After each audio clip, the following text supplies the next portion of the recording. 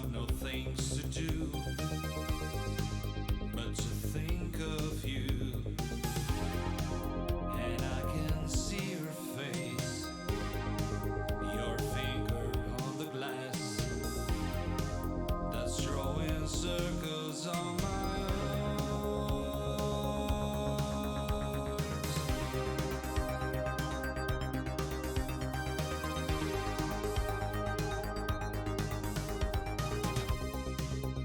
promises we made,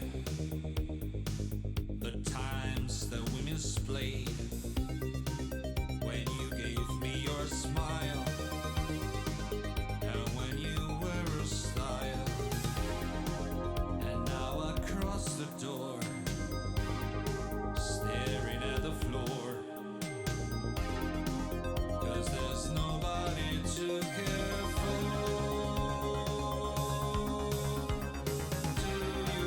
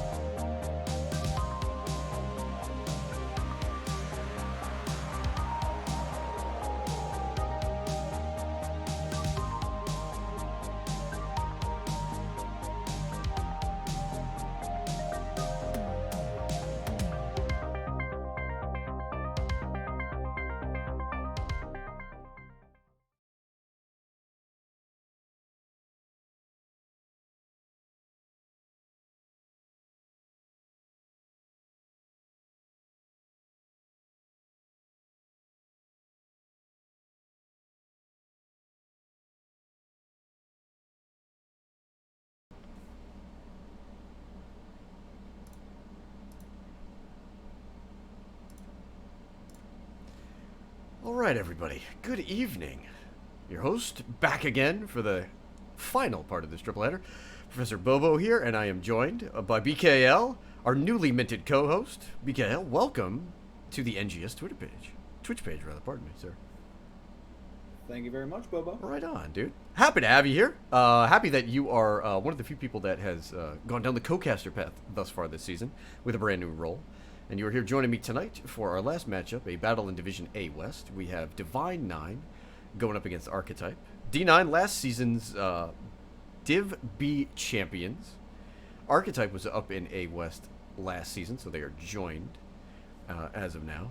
BK, thoughts on this matchup? Let me know what you're thinking so far. Honestly, excited to see this happen. Both teams starting off the season with one win, one draw, so sitting at 3-1 in their games. Similar map pools, both teams tend to like Towers of Doom.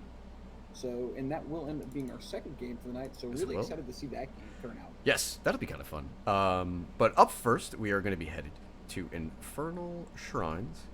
It would not be yet another set here in NGS if we did not go to home base, if you will. So we're headed to Infernal Shrines. We're headed to NGS HQ. I think every stream that I have seen tonight has been taken to this map. We love it.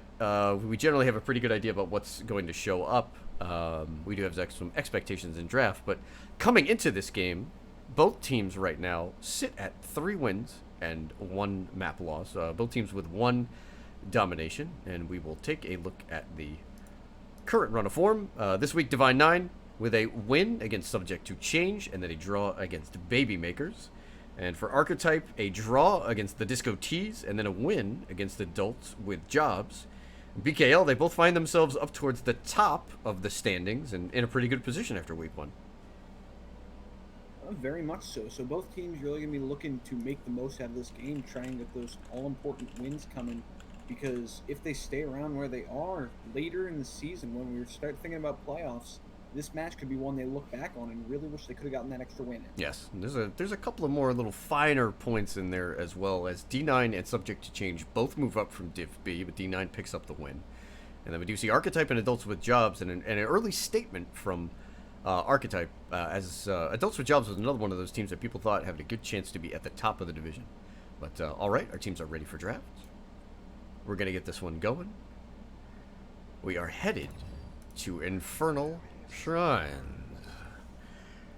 BKL, you talked about taking a look at the drafts for these teams. What do you think is going to have a high priority here, especially in game number 1? Game number 1, something to note, both teams have such high tank priorities, and both, for Divine 9 and Archetype, both have tanks that they've played in all 4 games, the same tank. For Divine 9, it's been the Muradin. For Archetype, it's been the Johann. And you don't really typically think of either of those heroes, being worthy of an early ban. We'll see if either team steps out. But it does buck the trend of usually Garrosh and Diablo seem to be the ones that they go higher after. And for Divine 9, remember, this is a team that all season, in which they prevailed and went on to win the Div B championship, they just rode the ETC train, changing it up, going with the Muradin, and keeping it old school. Genji and Asmo are our first set of bans. Everything staying pretty standard here thus far.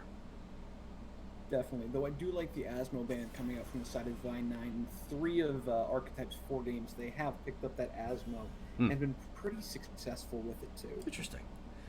Well, Asmo been getting some early play, but teams seem to be coming around to this, especially on the maps where he's objectively good. He's just been banned out, and I think Infernal, it certainly has to be one of his best maps. We'll see what... Absolutely, his ability to kind of add that extra push and his globes adding so much to team fights really gives him that extra oomph on Infernal. Phoenix, I think, is a good and perhaps an underrated generic band. There's the Dibbles. And well, forget I ever said anything about a tank priority. Gone. Hey, listen, it's, you can't argue with a Diablo here in Infernal Shrines and being a high early pick. It hides nothing. I'm just trying to think of, both of the supports got through, but there are a lot of good ranged damage dealers available, and both teams just stocking up on warriors. I guess it's a bull market there. Yep, Divine 9 gets that Yrel, such a dominant laner in that solo lane. Does not have many hard matchups, and they do end up picking that Muradin. This will be their 5th game out of 5 with that tank. Both supports available. Expect Deckard and or Alex Straza to one or perhaps one in a band come through here. There's the Kane and a Malthael. The Archetype will answer the Yrel with a little bit of death. Every ranged DPS that was left untouched by the ban phase is still available. There's still a Jaina, a Hanzo, a Junkrat. A lot of stuff out there. Definitely. I think the next priority will be that Jaina. She provides great shrine control, great shrine clear, and those slows can come in so much. And I was about to commend you because, listen, having casted like a half dozen Divine 9 games last season, I was like, yeah, they're gonna rip the Jaina, and then they're gonna rip their flex hero, and possibly Maiev, and that would be it. Nope, they're just gonna ban the Jaina out. They've got a bunch of new tricks. I did manage to talk to Jason a little bit in the offseason, and they were expanding the hero pools. They're going with some different stuff. We've got a Kael'thas and a Greymundo. Definitely. Now Divine 9 with that last pick will need to pick up a support here, though I do like Archetype with that ban on the Alex Straza, taking away the other prioritized support on Infernal Shrines. That Dragon Queen can be so oppressive when trying to gain up control. Cassie and Hanzo. Okay. This is kind of neat. So about a week ago, I had a Storm Div game where the drafts were kind of flipped at the end, where somebody grabbed an early Cassia and it was answered by a Kael'thas, and the Kael'thas proceeded to pummel Cassia. However, Archetype thinks they just don't seem to care. They're really obviously going after the Greymane, and there's a lot of interesting interplay between Cassia and her blinds and the heroes now on Divine 9. Definitely, and Divine 9 going into that last pick, Kerosene. Between the Greymane and the Kerosene, if Greymane does go into Curse Bullet, that Diablo could end up having a very rough time if he goes too deep. This is a neat draft because there's a lot of layers that we're not going to know until level 10. So we have Last Rites, and then we have a Karazim, right? So do you think that this is going to be a palm game, or do you think it's still going to be single target blow with 7-sided strike? I mean, that's the first thing you'd have to consider. What's the heroic for Greymane going to be? What's the heroic for Kael'thas going to be? This is again, this is an interesting draft, and the Cassia Kael'thas and then Kharazim into Cassia, these are all just interesting picks, and we'll see how they'll work out. I wonder if we have two teams that are maybe a little too stuck in what they wanted to play. We're going to find out. We're headed to Infernal Shrines for Game 1. BKL, where are you leaning on this one? Draft-wise, I think I really like what Divine Nine's got. That Yrel's so dominant in the solo. Kael'thas has great shrine control. And if they do go into that Kharazim Greymane blow-up comp, that Diablo's not going to be able to get much done. All right. Well, we're going to see where this one's headed. Over on the side of Archetype, Odin will be playing the Malthael. Renoris on the Deckard Cain. Captaining them, Ragnarok will be playing the Hanzo. Solo on the Cassia, and Virtuoso will be playing the Diablo. And on the blue side, we have Divine Nine with Jason, the captain, on Kael'thas. Phantoms on the Greymane. This guy on Yrel. Big Wiz busting out the Kharazim, and Rabid Penguin playing his beloved Morrigan. This guy's going to be an interesting one. Let's see how many times we can get that confused in 2 games. All right. Talents look pretty standard. Thunderstroke for Cassia, so we're going to be building it through her lightning. Yep, pretty standard from now on. I don't see anything. Mana Addict is going to be huge for Kael'thas. Very much so. He can, on Infernal especially, that globe control can stack up that shield so high as this game goes longer. Yeah, and it's one of those uncapped quests that sometimes people can forget about. And then at level 20, he's picked up like 50, 60 globes. And he has basically an unending supply of both mana and just a huge shield. There's the wallbang by Virtuoso. Rabid Penguin and Big Wiz. Now turn on Diablo. Everything looking fairly standard here, though the one wrinkle early is that Malthael is off to the races. And he has started double soaking here at level 1. Very much so. The one thing to note is Malthael on level 1 did go to Death's Reach, the extended race. Usually for that double rotation, you want more of a... on a Pale Horse. Yeah, horse. you would certainly want... which, okay. I mean, hey. He just wants to lay a... Be something to do with maybe wanting to be able to stay on that Yrel if she ever gets that Wrath out. You know what, and also, and we'll try to keep an eye on it, this also could be how Odin personally likes to play the matchup. Maybe he likes to start with laying the carpet out there. Here we see the Avenging Wrath by Yrel. Very much so. Archetype going for an early siege camp here. While it looked like Divine Nine was scouting that bush out, looking to see if someone made an improper rotation, and now rotating down to that bottom siege. As we see, Kael'thas, Greymane, and Murden are pretty darn quick when it comes to right-clicking minions. That's going to be an interesting side note in this game here. Rabid Penguin with the jump in. Stormbolt misses. Virtuoso looks okay. Not really sure. Might have got caught up. Might have got stuck looking for the Deckard Cain there, but everybody comes out unscathed. But again, you have Greymane and Kael'thas. You have instant camp grab. Absolutely. It's so much camp control. Yeah, and I mean, Hanzo will take a little while to get going. Cassia has to sort of be in the camp due to her sort of mid-range, if you will. So I would like to see Divine Nine take some of that sort of camp clear prowess and maybe use it a little more aggressively, maybe in the 7 to 13 window before the map really starts to break down. But definitely, and level 4 is hit here. Nothing too out of the ordinary. Nope. Really standard on all sides. 8 stacks for Kael'thas on Mana Addict. Everything else a little slow thus far. These teams, again, nobody really trading damage out. Yeah, really looking more at that macro instead of those bit of poke here. Simple geometry, only at 6 out of 20. Thunderstroke only sitting out 4 of the 40 needed.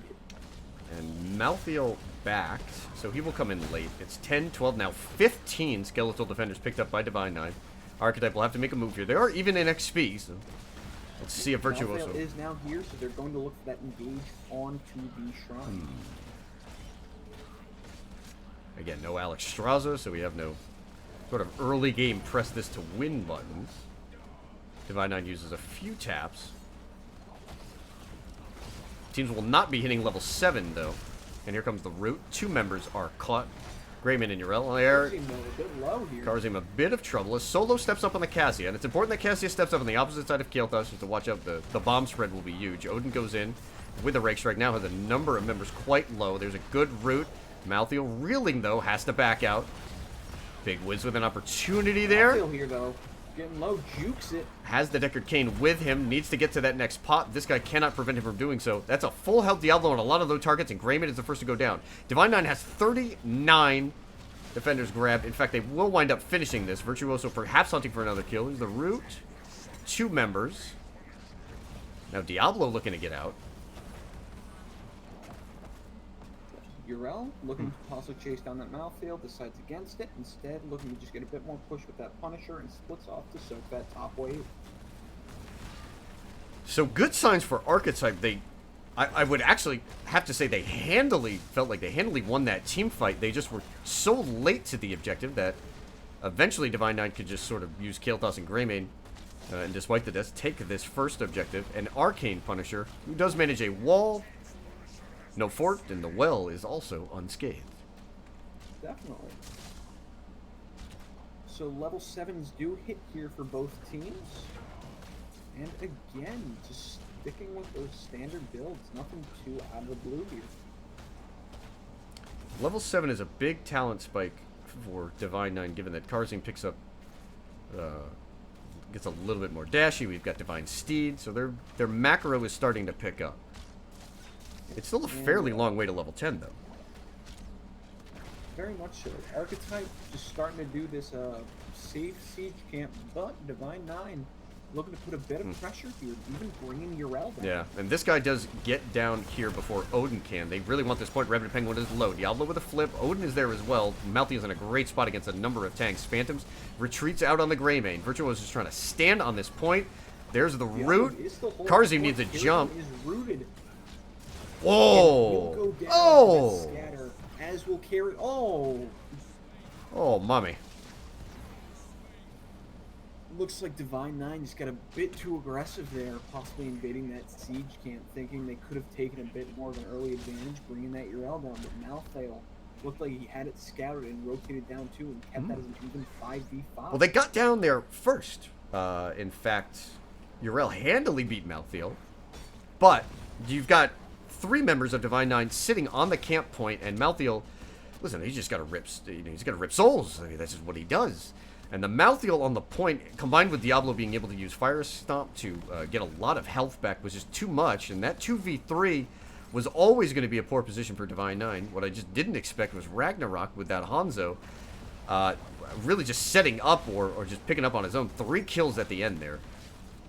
Very much so. And that will skyrocket Archetype to a 1-level leading experience, give them a level 10 advantage really early here against their opponents. And they are leading as well in terms of the stacking talents. As you can see, Cassia and Hanzo, although they're different types of stacking talents, are outpacing Kael'thas as well as Muradin. And with level 10, we see Lornado, Dragon's Arrow, Last Rites. Still holding for the Cassia and Diablo. Yeah, Cassia's always... Fire Breath does come out. Like, even though Valkyrie is one of just the worst heroics and it's just horribly bugged, people still pick it. Lightning Breath.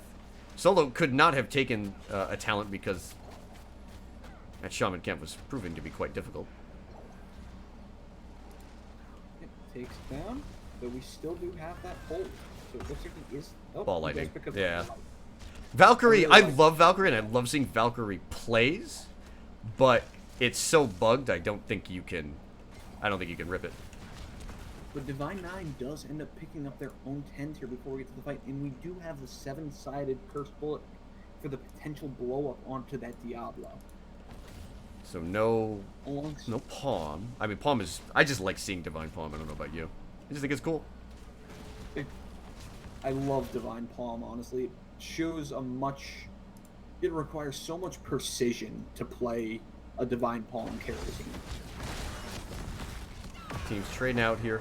Early lead for Archetype. There's a combo on a Diablo. However, it is immediately answered, and the Karzim 7-sided. Wow, everybody ate that. And Dragon Arrow might have done it. Diablo is in the Phoenix and is feeding Yrel health. Karzim is dead on the backside. Diablo is insanely low, but Yrel alone cannot take him out. The Kael'thas goes down as well as Odin is just harassing. Yrel used Ardent Defender, but uses Divine Steed to get out. Couldn't finish the Diablo off there. Doing what now? Odin doing what Malthael does and just ripping those souls, even dropping the spray after getting those 2 kills. Boy, 3 members of Archetype stepped up into the 7-sided strike, and I think that made the difference. Very much so. Made sure one member didn't eat all that damage, and Odin getting out of it 3-man rotation to him.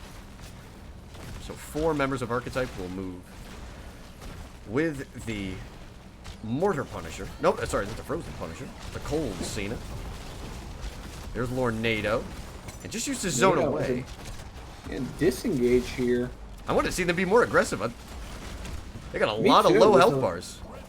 13 talent here. They should be looking for more of an engage. They're going to get more. They are looking to push up here onto that front wall. They're going to get the wall here. Cassia and Hanzo, they're not incredible seeds. They do have good persistent damage.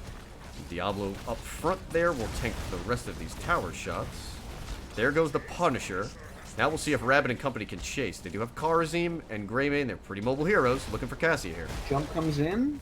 Stormbolt on a Cassia. Dives in. We flip Rabbit back. Virtuoso might live to regret that one. The Gravity Labs hold him in place. Comes in. What a beautiful arrow. Cool. Oh, actually, Diablo Big W? Here. Oh, big fire stop. Oh, that W. Oh, the huge fire stop. There's the lightning breath, the track down. Oh, the lightning breath, the last rites. Virtuoso living up to the moniker. That last fire stop on that Diablo when he had, well, what, negative hit points? He had about 20 hit points left, and all of a sudden his fire stop came back. Hit about 3 people, and he was back to about 25%. Fantastic plays by Archetype. They're up 10-0 in kills. They're taking last season's Div B champions, just dismantling them on their map choice. And BKL, I thought, is this too aggressive, or do you think they can even think about threatening this keep here? 13 talents here? I think it's too aggressive to push in. 13 talents will be here soon for Divine 9. I do like the play of just stealing away that Bruiser, making sure it's not available for Divine 9 once they're all up. And it looks like they are rotating down and just taking down that front wall of mid-fort, prepping it for that potential wave coming in. All of the early quests completed for Archetype. 2 stacks on Last Rites. That starts to get going. 22 stacks on Mana Addict. Getting some of that back. However, Divine 9 is in a position where, given that the Shrine has not even, turned on the 30-second cooldown, they're likely to be down 16-13 for this next objective. Very much so. Divine 9 does get their 13 talent here. And if you're them, you've got to be looking to make something happen before that 16 hits. Oh, they only got a quarter of a level. They've got bottom push back. Just gave up 2 camps. It's a tough spot for Divine 9, but I don't know, BKL, how do you think they find a way back into this game? Honestly, I think you gotta set something up for a big blow up here. That's why you pick that cursed bullet and 7-sided. You gotta look to make something happen with a blow up. They've almost picked off Virtuoso twice. Almost. Decker Kane's had a lot to say about that, and Fire Stomp as well. Yeah, and unfortunately for them, almost and close only counts in horseshoes and hand grenades. Malthael will cap top. Macro now even further on the side of Archetype, given that they did steal the Shaman camp on Divine 9's side. And I love this from Archetype, prepping that front wall, making sure there's nothing for the Punisher to jump over, and also forcing Divine 9 to either choose fight us on this shrine, or that Bruiser's going to push in. Solo stuck around on the Cassia and got rid of the well there in the bot lane. Divine 9, I think they're in a position where they have to give this up and just they have to be content with not losing a keep, right? Yeah, they're just looking at it. Look, we didn't lose a keep. All right, we may get to late game. Exactly. Greymane and Yrel cleaned up top lane, and I would not be surprised if Greymane and Yrel stayed top. Because Greymane's exceptional siege damage. It looks like that's what they're doing. They're trying to burn down this wall. I mean, they don't have looking for something. They don't have a win condition, so they might as well try to prep one in the future. Mortar Punisher picked up, so solid siege. It's all right. Probably the Malthael does rotate up just to stop that push coming in.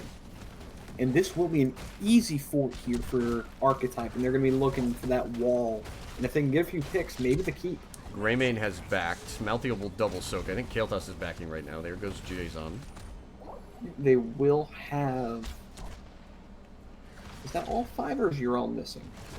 They She's in do there. have all Yeah. 5 there to defend. They're trying to drag this away, but this is a lot of melee. There's an early Lornado just to zone out. It actually does sort of And that's redirect a the Punisher. disengaged Tornado. I think Renoris and Archetype, they just want to set up safely in the manner that they best decide. There's a 7-sided. 7-sided used to dodge the Punisher stun. Not what you want Divine to Knight be can using turn that here. 7-sided for. They absolutely can turn here. 16 is far away for Divine Knight. Archetype can absolutely do this, and I hope they don't move. There's Virtuoso, finds the Karazim. Oh no. Doesn't follow it up, though. There's the root. It does find 2 members, Good Urel storm as well as does Greymane. come out. Oh, that Dragon Arrow. Ragnarok has been on Dragon Arrow takes fire. on Urel and And the Greymane. Greymane. That looks like they're pushing in for the here. Should be a keep. Ragnarok prevents Ardent Defender from going off with that. What a fantastic play. Followed up by Virtuoso, who's been great on this Diablo. There's another 7-sided, but it looks like they spread the damage out pretty 7-sided well. Comes out, he's a bit low, but bomb's still bouncing. We saw a trade there. There was Ball Lightning as well as Kael'thas. Everybody just had to back up for a hot second. Even though Greymane and Urel are back, Archetype wants this keep. They still have prevented Divine Nine from getting 16. Yep, and with that Hanzo poke in there, they do end up taking down that bottom keep. See if they want anything out of mid here. Odin starts up this Shaman camp. Still with that 16 advantage. Divine Nine starting to set their attention top, but it might be a little bit too early. Archetype has 3 camps here in the bottom triangle, and it looks like they're going to work it. And this is a really tough position to be in for Divine Nine. They do finally hit their 16 tier, but 3 levels down. Archetype's only half a level away from hitting those all-important Storm tier talents. And not only do they have to deal with the fact that they lost the keep, it's going to be asymmetrical pressure as the next objective is going to be top lane. There's a bot. That really does hurt. Luckily for them, they do have the Urel with Divine Steed, who can clear those lanes out and make a faster rotation up. And Holy Wrath. Holy Wrath, which is one of the most broken talents in her kit, is good. I mean, actually, sorry, I should stand corrected. It's exceptional at double soaking and clearing this kind of stuff. But now you're looking at, well, Archetype's about to pick up 20. Yeah, I love what Archetype's doing here. They're not giving Divine Nine the fight they want. They're splitting off. They're soaking that 20. They're saying, nah, we're going to fight when we Here want. comes the Force. Diablo the target. Virtuoso gets on out. We saw Ball Lightning in there. Karazim actually using 7-sided to try to avoid the Ball Lightning. He goes down. Actually, Hanzo finished that kill off. Ardent Defender was used. Phantoms is low. 500 hit points. Ragnarok almost in range. And that is level 20 coming in for the side of Archetype. Oh, this giant root only catches Murden. Kael'thas does manage to get out, though has to pop the Mana Addict shield. Khazar camp on the bottom, pushing all the way up to core. Archetype taking their time here.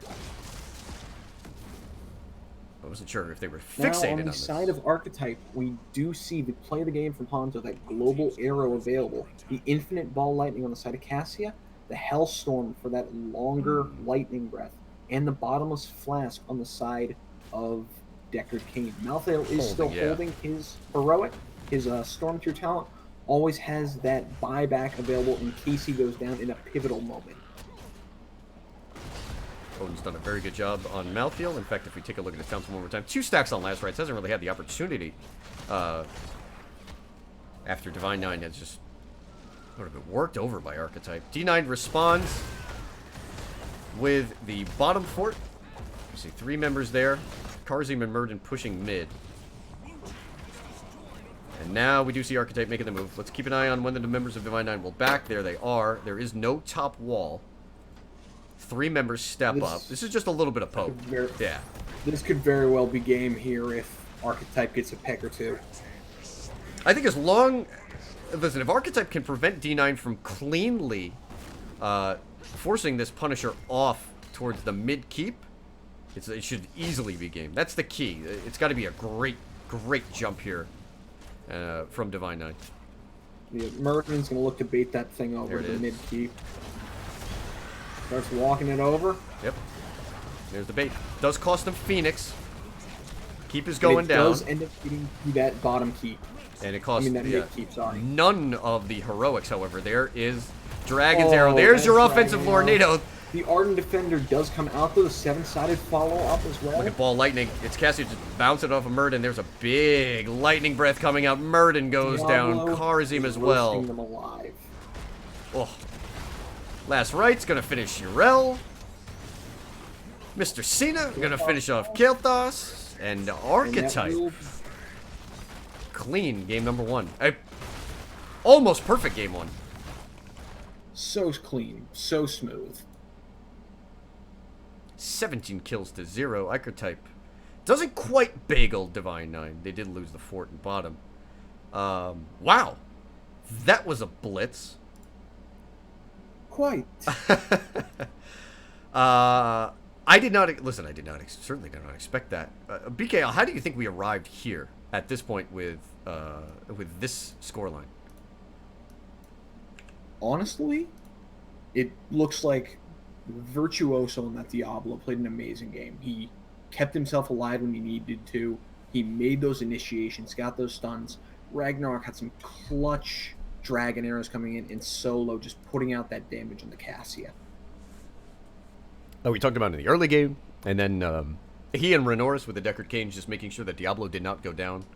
And, I mean, just fire stomps. I mean, the life you get back on that, especially once you start grabbing all these talents.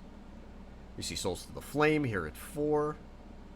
Eternal Flames there at 7, building into Hellfire, and Debilitating Flames. So, what all this was doing in the early part of the game was really keeping Diablo alive through the clumps of Divine 9 attempts to kill him. Because you had to put Karazim, Greymane, Urel, and Muradin just on top of him. You needed to be able to stack that CC and blow him up with the Karazim Greymane, but with those fire stomps coming in, Virtuoso just stayed alive and basically ruined the plan of Divine 9, I feel. It was fantastic. All right, game number 2. We will be headed to Towers of Doom, the last map of the evening. Let's go ahead and get our lobby set up. Adaptations you'd like to see in draft here? I would like to see a ban on the Diablo, honestly. I mean, they were pretty assured that they were going to get it because it is a hero that Divine 9 doesn't play. Still, first pick Diablo was massive. Absolutely massive in that game. Okay, let's get our lobby link going.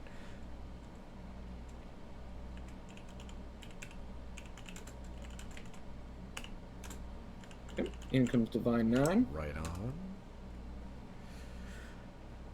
Whew. Oh, I didn't set that to Rabbit. That's one thing I didn't do. Okay.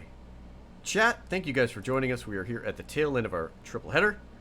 And match number 1. We did see... So what about you, Ben? What would you like to see change for Divine 9? What do you think could make a difference on Towers?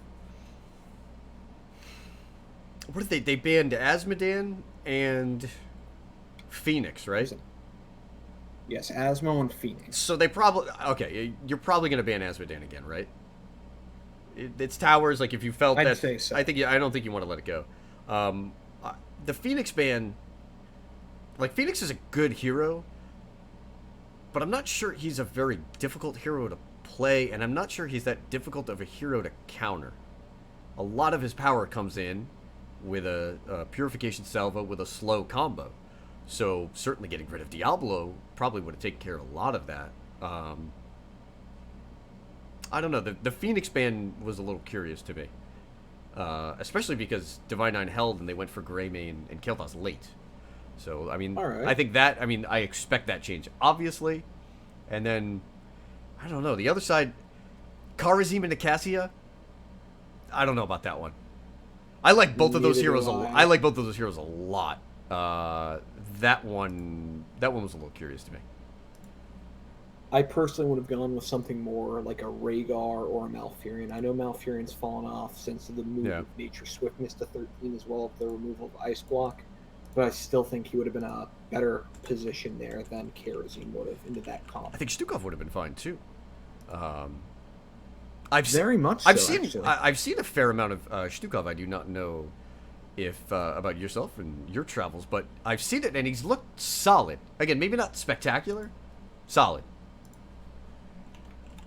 Definitely. I think teams have been looking more into him, A, since his talent changes coming in, and B, with that Malfurion falling off, as there's no Yeah. longer that number 1 and 2 support left. Right. Only the number 1 support left in the Deckard Cain. I'm trying to put where Stukov is going to be, because next week we'll have Whitemane, and unless there's like there should be a balance patch to make some changes, because it's a hero that's pretty easy right now given the way that her plea build works. But anyway, it's like last season we were struggling with who's the third best support, right? It took teams a little while to get onto the Deckard and the Alex train. It was all Stukov and Malfurion early. Then eventually... Those were the two. Right? And then we did see... Then it was Deckard and Alex. And it's always a question of who's the third support. There's always a top 2. It's just who's number 3. Yeah. It was Malf Stukov. It was Malf Deckard. It's now Deckard Alex. All right. Teams are ready for draft. We're headed to Towers of Doom. One of my favorite maps. Probably my favorite map to cast. There's always something fun going on. This one is never over. Towers of Doom is just a masterpiece of HOTS. And I'm happy we get to go here for Game 2. Never a dull moment on Towers of Doom. All right. What adaptations are we going to see from Divine 9? I think we're about to find out with this first ban. 20 seconds on the clock. Chat, thank you for pointing out one little thing that I did miss. Let's go ahead and fix that. 10 here. Boy, Divine 9 taking a while. Really thinking this through, trying to figure out what's their best plan of action, trying to put together a strong comp coming for this, and it is the Diablo ban. Saying, yeah, can you not play him again? He kind of really hurt us last game. Genjiro is banned out here. A little bit of a different Divine 9. Everybody who followed them last season knew that they were the kind of team that wanted to pick a melee flex. Maiev, Genji, Zeratul come to mind. Kerrigan was in there as well. And then pair that with a mage. So the Greymane Kael'thas was different. There's the Asmo ban. Yeah, with the Diablo ban coming in, you can understand the Genji ban, because with Diablo you have a way to shut down that Genji. He's one of those top counters. With him not available, Genji becomes a lot more threatening, especially on Towers of Doom. James Rayner also removed. So the interesting set of heroes to take a look at. Jaina, who was banned out, I think it's great on this map. I think Maiev comes to mind. I do think she may see a resurgence, particularly after her strong showing at the Western Clash. Divine 9 will start us off with Urel, who has made it through the draft. But this being Towers, Dahaka does move up in priority. Correct. Now, this leaves some really strong picks available for Archetype. They had their choice of tank outside of Diablo. The Muradin, the Garrosh, the Johanna, or they can move into one of those better DPS picks, such as the Phoenix, the Maiev, or there is that option of the Deckard Cain. Instead, they go into that Malthael. Love that matchup into Urel last game, and it will be the Deckard. I like the Deckard pickup. The Malthael, to pick it this early is a very confident sign from Archetype. That shows we're confident in our solo lane on Malthael, and we think he can beat Urel. They felt that Malthael had such a big influence on that game that it would not make it past the secondary ban phase. That's how good they felt about their Malthael in game 1. Muradin and Abby. Abathur. Already 2 great hat targets available for Divine 9, with Urel, who's just goes from scary in the solo lane to outright terrifying. And Muradin, just a great hat target that give him the axe and just being able to dive into that back line. Let's see if... And I expect Archetype to target another clone. Let's see what they go with. They go with Jaina.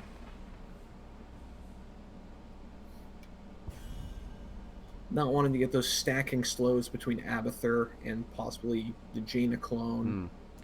and just not wanting to deal with Divine Nine on that Jaina. And if Archetype had picked up Jaina, you're now looking at a Jaina without a strong front line, with just Malthael and a tank in front of her, and then anytime the clone came out, you could be pretty sure that at least until you get advanced ice block, the Jaina would probably be the target. Greymane, and then they ripped the Cassia again. I love that Cassia.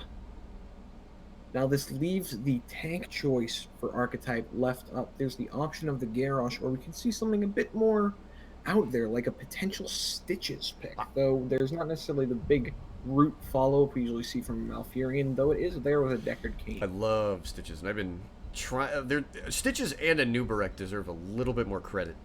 You don't always have to go with the same 4. Uther and Li Ming. So this is a Divine 9 comp with no wave clear, and they're putting all their eggs in a Li Ming reset basket. And to respond to that, and we get a Tyrael. That's genius. You're putting Sanctification on top of a Li Ming clone. That is genius. I actually hope it works out, because I am a huge fan of Tyrael. Thumbs up, Virtuoso. Mate, I love the Tyrael pick here. Hey. Even in general, I just love Tyrael. It's, oh boy.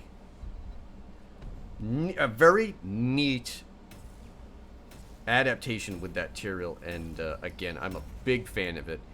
The other thing I want to point out right here with these set of comps is, how does Divine 9 answer the macro that Archetype can wield with Greymane and Malthael? I mean, they have Abby, but, you know, you've got Muradin, Uther, and Li Ming. It's going to take you an hour and a half to pick up a camp.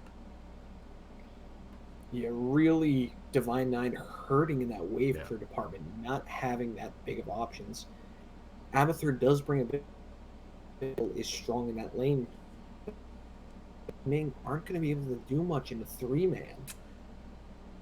So they're putting all their eggs in this clone Li Ming basket. We'll see how it shakes out. Game number 2, in the last game of the night here. We will see if Divine 9 can pick up a draw against Archetype here. All right, on the side of D9, the captain, Le Jason, will be playing Abathur. This guy is on Urel. Rabbit Penguin will be playing Muradin. Big Wiz on Uther. Phantoms doing a dance on that Li Ming. And on the red side, we have Archetype with Rhaenyra on the Deckard Cain again. Virtuoso on the Tyrael. Ragnarok rocking that Greymane. Solo busting out the Cassia again.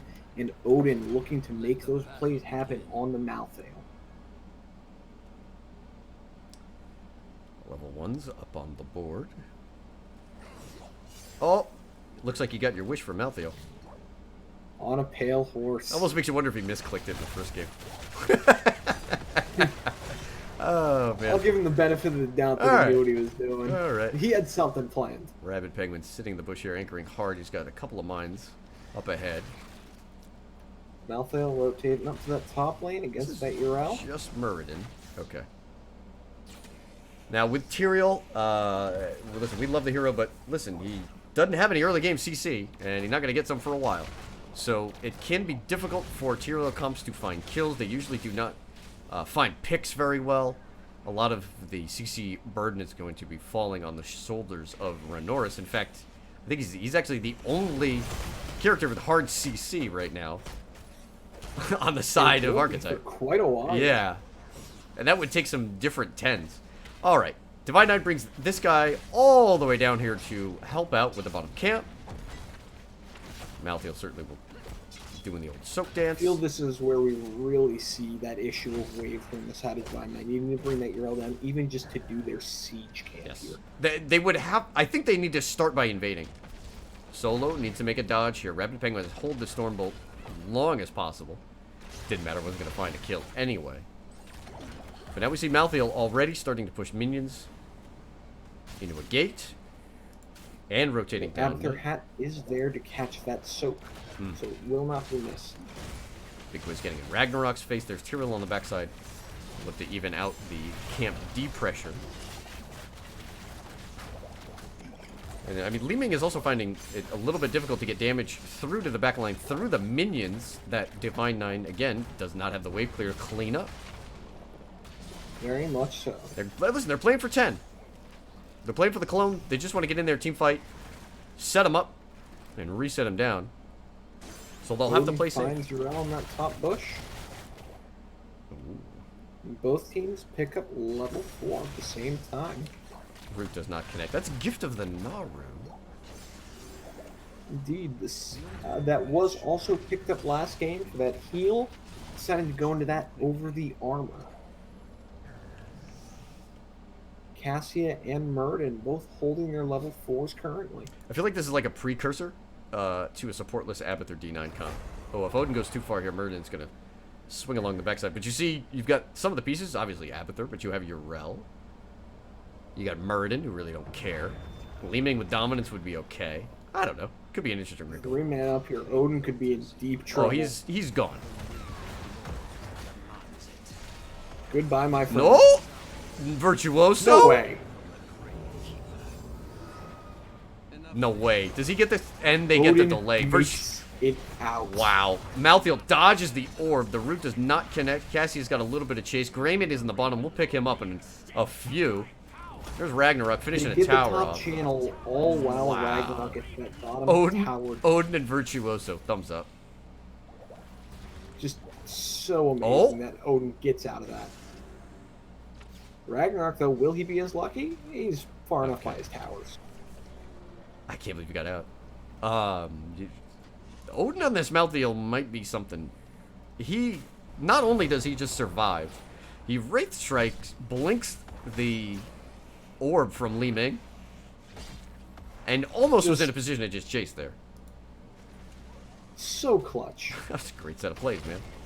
Love to see So it. going into this series, they had picked it up in 3 out of the 4 games, so this is really a comfort pick for them. They're building some comforts. I mean, you talked about the Asmodam beforehand, and I rightfully would have been afraid of that.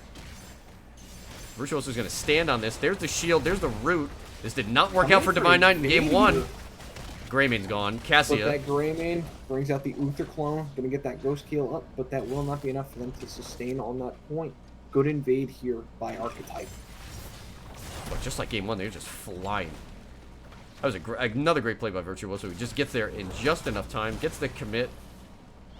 And Tyrael, one thing Tyrael can do is stand on a point for quite a while, especially with the Deckard Cain backing him up. There's the root. Definitely. All 3 sappers come in. Looks like they're going to try and just take down this bottom bell tower. Grayman has Inner Beast going. He will not be stopped.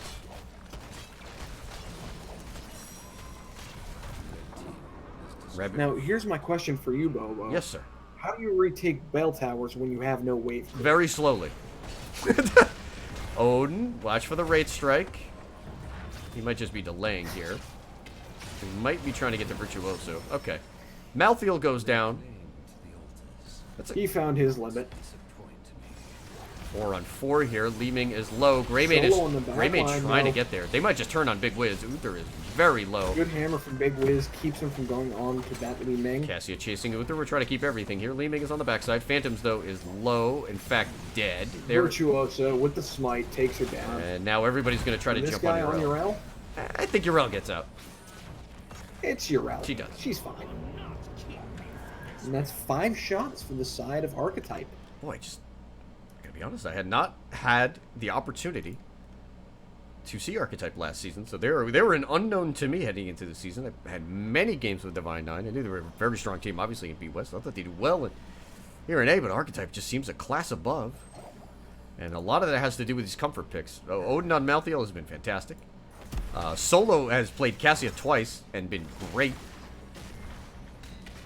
Renoris on the Cain, and Virtuoso playing Diablo and Tyrael. Thumbs up thus far. It's a long road back for Divine Nine. They're down level 10s here. In fact, they're fighting without them. Very much so, and this is going to be really tough here for Divine Nine to have any sort of comeback here. Watch the Tornado. The cleanse tries to save the Murden, but he does go down in the end. I thought I heard go for the throat, but I don't see the cooldown up. Is that the free cast? Okay. Maybe the free cast doesn't cool down. Okay. Ragnarok shows up and he just kills people. Okay. Do you, buddy.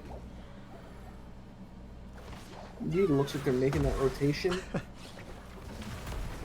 Greymane hopping on that sapper camp right there. While these 3 just try and protect that bottom altar. It's got one more bounce. Comes in. Oh, the bounce from Big Wiz takes down Li Ming. Listen, Divine Nine just need to reset. Look, you have an Abathur. Abathur almost goes down to the last rites of Did he really? Malthael. I didn't. Oh man. So, okay. Listen, Divine 9 are far behind, but they pick up level 10 here for the top spawn. They can grab their own. It's not a, anywhere near their own possibility, but they're going to have trouble. They're trying to Decker, gets the interrupt. Yes, and they're trying to defend bottom here because there are 3 more sappers pushing. It's 36 to 22 shots. There's the Lornado. Just boxes Urel into a corner and out of the way. Phantoms is there. I'll look to try to zone out a little bit, but these teams are still split. 1, 2, 3 sappers go in on the bottom and force out the Divine Shield onto the Muradin. That should be all another the while channel. Odin and there's another camp. By the way. what? And Archetype Yes, Archetype is actually going to pick up the next 3 sappers. Jason actually rips the clone just to try to secure 1 bell tower, but 3 more shots. They do end up getting it, but at what cost? At the cost of 36 to 16 right now. Odin is going to use those hot fancy feet to evade the clone. And just the bot lane dominance, like, listen, you asked me before, how do you cap this? And I jokingly said slowly. I don't actually know. Well, Malthael went down. Right. Playing around in the jungle. Malthael gets caught out there by 3. Tries to dodge the Stormbolt. Penguin holds it. No such luck this time. This could be, Stormbolt comes in. This could be a Deckard kill. There's the follow-up. And that's what they wanted. Listen, Stormbolt, you get a hammer from Uther, and you have enough damage on Li Ming to just delete people. That's what it's going to take. However, that's exactly what it will take. Virtuoso here just sharking around that bot lane. I mean, but the other side of it, Divine 9 has to commit, like... Oh, Uther goes down. Damn, just missed it. I hear Ragnarok procking the go for the throat. Uther goes down. Now they're going to defend this. Here's Tyrael. Tyrael coming for the flag. They'll here. have 13.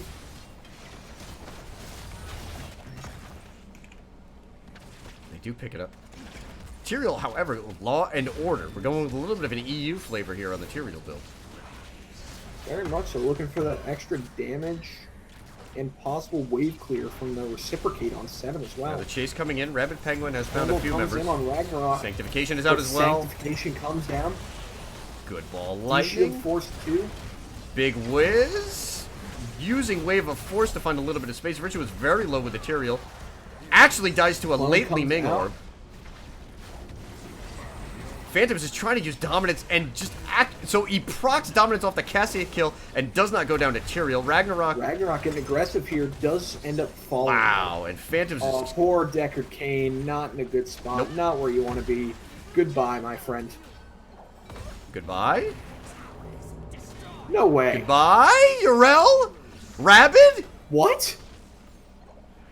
No. Is he trying to melee this Muradin to death? Oh my! What is this? Deckard Cain survives a 3v1 and takes down Urel. What is this hero? What is this hero that baits Urels and almost melee 1v1s Muradin? I don't know what this is. If that Lornado had hit and brought him back into tower range, that would have been another kill onto Muradin. Wow. Phantoms and Big Wiz trying to smell out the camp here. Everybody is back. This is 33 to 6-0, by the way. Yeah, Greyman and Melty are in the area, but not currently there. This is a even talent tier fight. They do rotate in, though, as all 5 are there, and they do end up taking that bottom camp and still have control of that bottom altar. And now we're back in the same spot here where, listen, Divine Knight has no way to take this back. They're going to have to defend hard. Oh, Solo. Deleted. Goodbye, Solo. There's the Uther follow-up. Lornado, and it actually bounces Muradin back in. Lornado. Wow. The Divine Shield comes in, so he will not be taking shots from that altar. Here comes Ragnarok, though. Taking out with... taking a lot of hits. Sanctification. Sanctification comes out to keep himself alive. The clone does end up falling. Odin with the last rites. The last rites takes him down. Big counter kill to get Uther out of there. The sappers are up, but they do not get through. 3 sappers here, 3v2 to defend. And Archetype only 3v3 now. I mean, they obviously could win the game here very, very easily. but they're really not under that much pressure. They only need one channel to put Divine Nine into the impossible situation where a channel or the boss is going to end it. Ragnarok doesn't care. He'll just go for the throat in the moat, and that's, I mean, listen, I think that's game. That's game. Yep. Like, Solo gets the free channel block, and that'll be quite the game going over to the side of Archetype. Wow. No clone. Here's Lornado. I have to just be honest. Dominant performance by Archetype. Wow. I think I have found the team to beat. Perhaps in A West, because if this is what Archetype can do, everybody else should be a little scared. A West, if you're watching, ban Malthael. Wow. I mean, you pointed out the Asmo, the tank priority, and then we get double Cassia, double Malthael, double Deckard. Just like, no big deal. Just out of bands. We're out of bands on these guys. Just like, oh, okay, you want to ban these two? Yeah, we'll pick up these three. Yeah. A much better game from Divine Nine. Like, that was their comfort, really. Just trying to run blow-up comps. And once they started getting ahead of steam, I mean, you can see Phantoms leads the game in damage with the Li Ming. It was popping off a couple times. But the early... Absolutely. Had some great resets coming in. But the early game pressure, we talked about it. No wave clear, no camp clear. How does Divine Nine do if the map doesn't go their way? And we saw what happened. I mean, bottom bell tower never got capped back.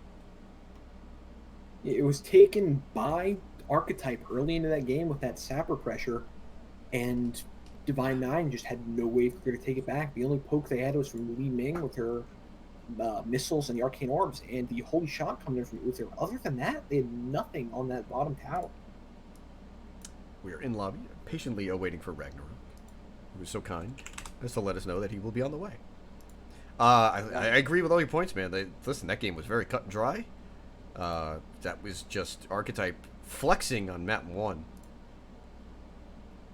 That was short, sweet, to the point. And map 2, which was short, I mean, again, a little bit closer in terms of the kills. 10-7 is where that one wound up. They just in terms of the kills, look like a good team. Not so much in terms of the final score. Yeah. Again, A West. I see 2D in chat. 2D, you are late.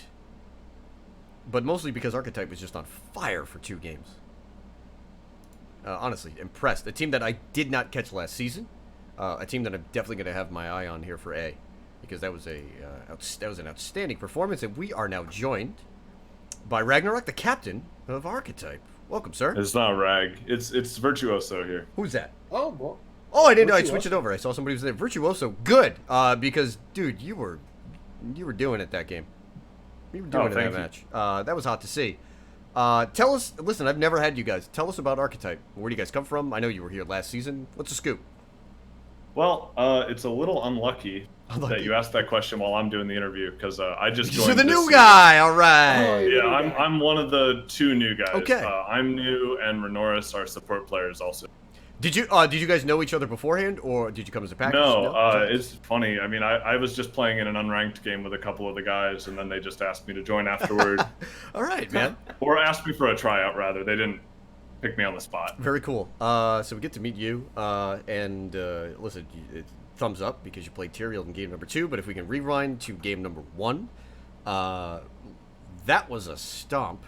You guys seemed like you got everything that you wanted. Game 1 looked like a team that had been together for quite a long time. Where does the success in a game like that come from when you've got 2 new players?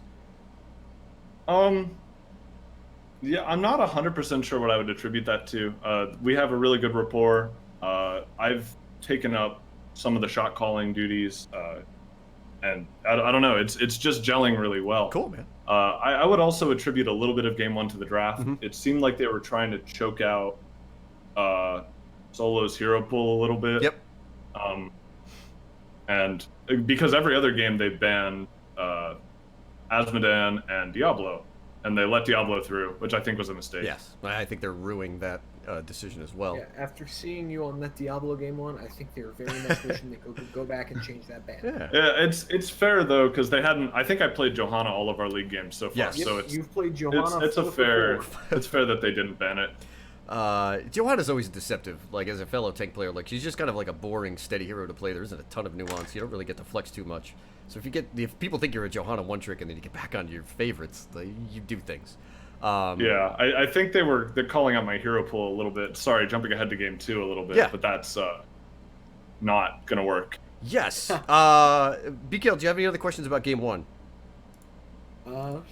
Not so much. Just Okay. Odin on that Malthael. Yes. Just destroyed. He had 2 great games. Oh yeah, That's- he seems loves to that be a hero for comfort sure. pick of him.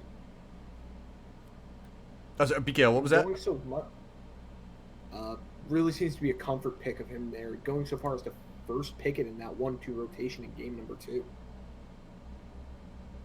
Yeah. I'm not gonna leak strats, is what I'll say about that. Fair enough. Listen. You can only be observant with some of these picks here. But dude, you played Tyrael.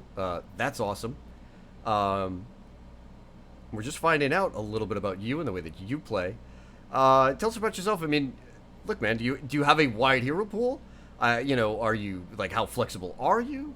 I mean, are you building comps for things that I don't know? Maybe you have to keep secret. Like, what's going on? It's been rare, seriously rare, that I have seen a Tyrael main tank. The Tyrael, first of all, I mean, to answer the hero pool question, my philosophy is that I should be able to play every hero in my role to the highest level. Oh, please, kids! I hope you're listening to that.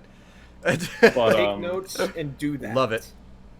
But it just was a good pick there. I think Tyrael's extremely strong on that map.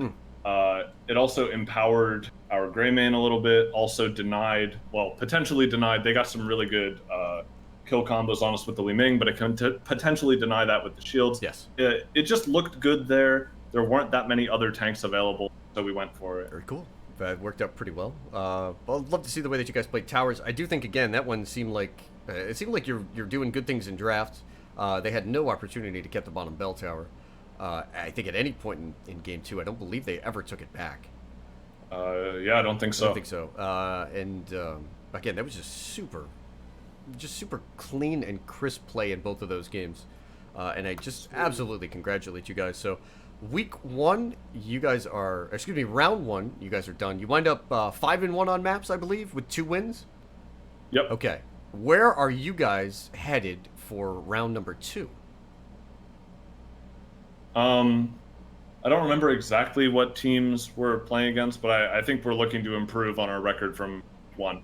I think Really? we can go 6-0 this week. Oh, I think that's a really? reasonable goal. Man, I'd love to see it. All right. You know what? I'm going to keep an eye on that. I might grab... Let me tell you something. If you wind up like, I don't know, if it's like 10-0 at the end of the week, I might grab that 3rd game. I might hold you to that. All right. BKL, any more questions on your side, sir?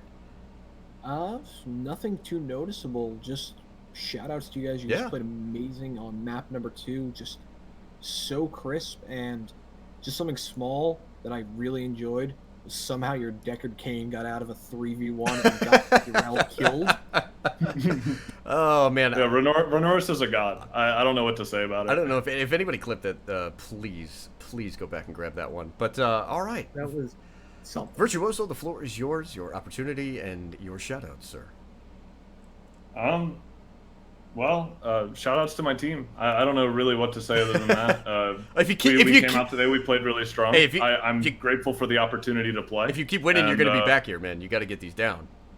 All right. Yeah. It's maybe so. But yeah, just everybody played great today. I hope we can keep it going. That's pretty much it. Okay. Good luck next round, and it was a pleasure to catch you guys here. And congratulations. Thanks, man. Congratulations again. Thank you. Congrats. Alrighty. Good to hear from Virtuoso, someone who is new to NGS. I thought that was really cool. I thought it was going to be Rag. Nope. Rag instead sends us the newbie, the tech player, and somebody who's just fantastic. I think we've sung enough of the plaudits here for Archetype in this set. But BKL, closing thoughts before we head on out. If you had told me that Archetype group, only 3 of them had played together last season and 2 of them were completely new to the team, I would have told you were lying. Yes. I would have agreed. I was in fact lying. That I did not know that. I knew Archetype was here last season, and I just expected, seeing that this was a team that really like took the improvement to heart. Nope. No, they just Honestly, they just bodied. yeah, Divine Nine is a strong team. We've seen that from them in the past in their performances. The way Archetype played, if this is how they normally are, I think we have a team to beat in A West. Yeah, I think that's pretty. Listen, it's early in the season, but they felt super confident, and Virtuoso felt like they could go 6-0 next round. It sounded like he was disappointed that they dropped the one map. Yeah, it sounds like he was like, Yeah. we went 5-1, kind of. They didn't. Not the best. Definitely didn't seem too happy about that one. All right, so that is going to do it for us. We are going to be headed over. We're going to be getting a little saturated. We're going to get a little moist. Ladies and gentlemen, we are headed over to Weenus Cast. He has the last game on the schedule, the last game of round number 1. He's got Subject to Change versus Blasting Burrows. So we'll be headed there shortly. But before I go, I do want to say both a thanks and a congrats to BKL, one of the first people here in NGS to go ahead and pick up the co-caster tag. Again, well done, sir. Thank you very much. Yeah, we'll be looking forward to catching you and wherever you wind up co-casting for the rest of the season. And also, and I just would be remiss if I did not mention, you're the captain of Tickle Me Tassadar. What's the scoop, man? You are correct. Where, So, talk to us about Tickle Me Tass real quick. Hit us on the way out. So, first week ended up, first round ended up all right and did 4-2. All right. We've got a tough schedule coming up against the 3 top teams in our division. Ooh. Both went 5-1 and one went 6-0. Our match against Arrogant Nephilim is coming up on Thursday. That's a tough one. And we've got a match on next Wednesday also. Excellent. We'll keep an eye. We're waiting to get that last one scheduled. But Very cool, man. I'm going to keep an eye on the schedule for that.